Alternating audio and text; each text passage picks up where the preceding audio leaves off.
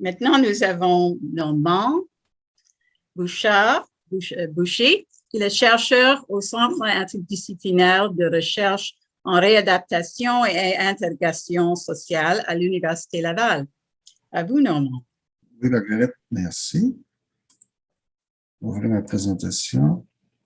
Voilà. Merci pour l'invitation. Comme Marguerite l'a mentionné tout à l'heure, le portrait qu'elle a fait, c'est de la situation au Canada, parce qu'on parle des programmes. C'est vraiment un portrait d'une situation complexe à l'intérieur de ça, et qui est récurrente depuis plusieurs années. Par expérience, pour l'avoir abordé par le passé sous différents angles, notamment avec des collègues qui ont une belle contribution par rapport à cette problématique-là. Je pense notamment à des gens qui nous ont quittés trop tôt, à Catherine Lippel et à Marcia Rio, avec lesquels j'ai travaillé dans ce cadre-là. J'ai choisi aujourd'hui de présenter une approche qui conjugue un peu les deux perspectives. Regardez ça. Je vais vous mettre les deux perspectives à la fois axées sur les droits, sur l'exercice des droits, parce que le travail, c'est d'abord un droit, hein, à ces volets-là. On va regarder un petit peu le background et les principes à l'intérieur de ça. On va regarder la question du fonctionnement du système comme un problème sociopolitique par rapport à ça. Et les avenues de discussion possibles à l'intérieur de ça. Le choix que j'ai fait, c'était de proposer une approche plus large, plus macro, qui permet de voir et qui va nourrir des discussions aussi pour voir que la question du travail, de l'intégration au travail, c'est pas juste la question du travail, c'est aussi la question du transport, c'est aussi la question du service qu'on peut avoir à domicile, c'est aussi la question de l'accessibilité. Hein, je pense que ça va l'accessibilité des environnements physiques et pour le handicap invisible aussi, cette dimension-là, c'est des choses qui ne sont pas toujours prises en considération.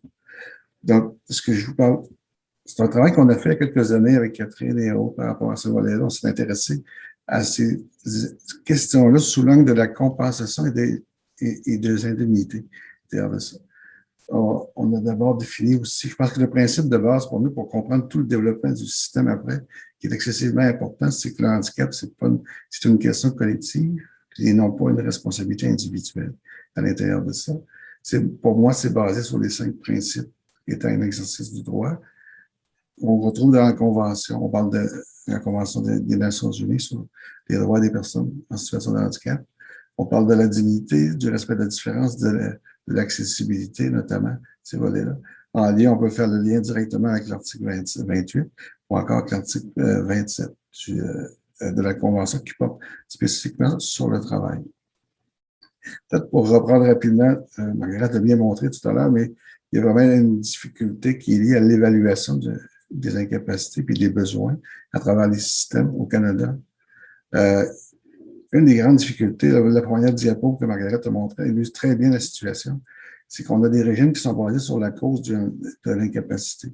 Ça génère des formes d'iniquité à l'intérieur de ça, sur ce volet-là. C'est une des causes très importantes par rapport à l'accès aux mesures de compensation.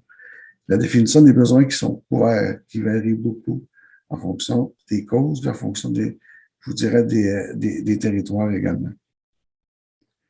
Je vous disais qu'il avait pris une approche plus globale. Je pense qu'un des avenues intéressants à moyen terme, c'est d'établir un régime unique de compensation des coûts, les coûts additionnels qui sont liés au fait d'avoir des incapacités à l'intérieur de ça. À l'époque où on a travaillé sur ces questions-là, on se basait sur notre modèle, c'était la Nouvelle-Zélande. La situation là-bas, peu importe la cause du handicap, c'était pris en charge, il n'y avait pas peu importe la cause et le revenu de la personne. C'est l'autre dimension qui est excessivement importante. Sous le principe du droit à l'égalité, on tient pas compte du revenu à l'intérieur de ça. Puis je pense que, dans une perspective à long terme, il est intéressant de conjuguer, de distinguer les deux, les coûts supplémentaires, puis d'inclure un régime universel de revenu également, qui permet à la personne de couvrir un minimum nécessaire pour être actif socialement. Sur une base à plus court terme, on pourrait développer, si on veut être pragmatique, puis répondre à des besoins qui ne sont pas dans 20 ans.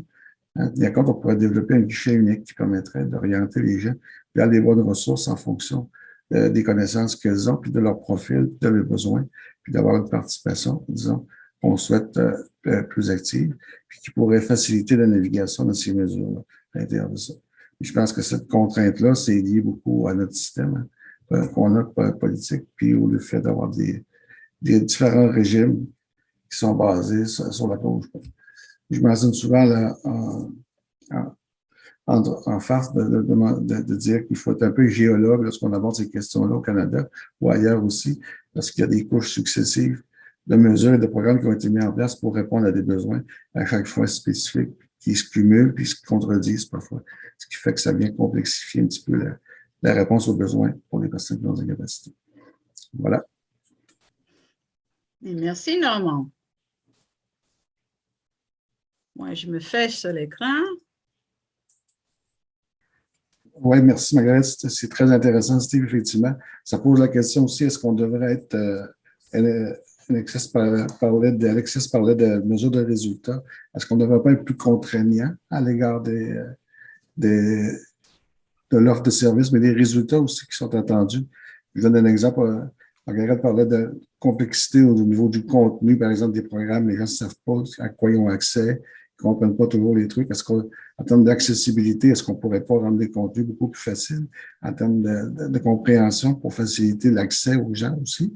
Mais je pense que l'aspect contraignant versus au Canada, on a une tendance à être tout consensuel. Hein? On incite beaucoup les travailleurs, ou pas les travailleurs, mais les employeurs sur une base volontaire. Est-ce qu'on ne pourrait pas être plus contraignant sur différents aspects pour rendre les services plus accessibles aussi?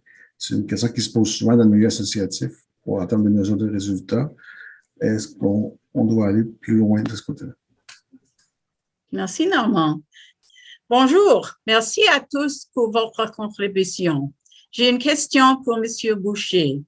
Vous avez mentionné l'option de créer une forme de guichet unique pour les programmes destinés aux personnes vivant avec un handicap. Comment un tel guichet pourrait-il s'arrimer avec le système fédéral du Canada où les provinces ont les domaines de prérogatives propres à elles? À vous, Normand. Merci, Margaret. C'est une très bonne question, effectivement, puis c'est toujours dans le contexte d'un régime fédéral, hein, par rapport à ça, donc le partage des pouvoirs en fonction des pouvoirs, en fonction des zones de juridiction. Je pense qu'on peut l'imaginer au niveau provincial, qui peut être mis en place aussi, mais on peut penser qu'il peut couvrir en fonction des thématiques comme le travail, par exemple, on peut penser. On le fait pour certains programmes en habitation où on voit qu'il y a des mesures qui existent pour l'accessibilité, soit au fédéral ou au provincial, en fonction des critères. On peut voir si on... Donc, je pense que c'est possible de conjuguer à la fois selon les initiatives. On voit au Canada qu'il y a certaines provinces qui sont plus proactives, hein, sont plus interventionnistes, entre guillemets, en termes d'intervention, de développement de services et de mesures, alors que d'autres le sont moins. Je pense qu'il faut essayer de coller, si on veut que ça fonctionne, c'est mon point de vue, il faut essayer de coller un peu à cette réalité-là, hein, respecter un peu la culture ou l'histoire un peu qui est de chacune des provinces en matière d'intervention, mais je pense que ça pourrait être intéressant de pouvoir orienter les gens en fonction. Un organisme le fait pour ses programmes et ses mesures, mais un guichet unique, l'avantage que j'y vois, c'est qu'il pourra couvrir tous les types de mesures à l'intérieur de ça. Donc là, c'est plus facile. Il y a des entrepreneurs, je pense que dans le passé, il y avait un 800 Frank McKenna au Nouveau-Brunswick qui visait à aider les employeurs à trouver des solutions facilement, des programmes de subvention. Pourquoi pas penser un système un peu comme ça pour des travailleurs, des personnes qui ont des incapacités, des travailleurs accidentés qui auraient besoin de soutien ou d'accompagnement sous différentes formes à l'intérieur de ça. Je pense que ça peut être un truc on est beaucoup axé sur la technologie, hein, de plus en plus par rapport à ça. Il y a des volets, je pense, qui peuvent rendre ça maintenant peut-être plus facile que par le passé. On peut imaginer un truc comme ça. Merci pour ça, Normand. Oui, merci, Mariette. Oui, la question des biais, tout à fait, est importante dans la mesure où on en a tous. Hein.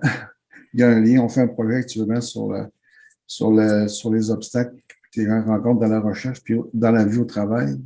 Puis après ça, on se rend compte que la moitié de nos répondants sur plus de 170 ne veulent pas mentionner qu'ils ont un handicap lors de l'entrevue ou avant l'entrevue ou après parce que de pas craindre d'être discriminé par rapport à ce volet-là.